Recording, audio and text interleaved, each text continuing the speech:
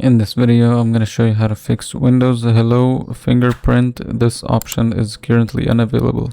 So first thing you want to do is go to the search bar and type in services.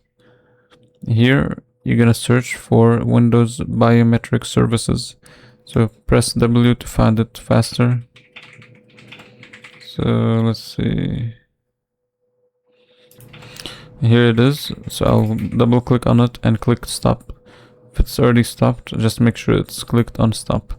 Make sure this is set to automatic. Click apply and then click OK.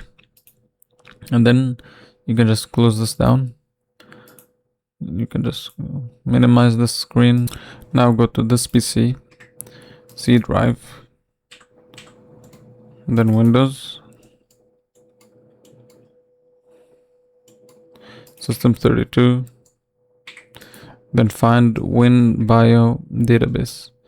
Press W to find it faster, and this is the one. Here you need to delete this folder.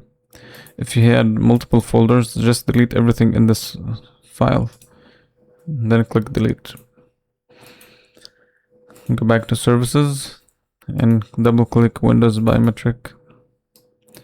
Go to login and then click allow service to interact with desktop. Click apply and then click OK.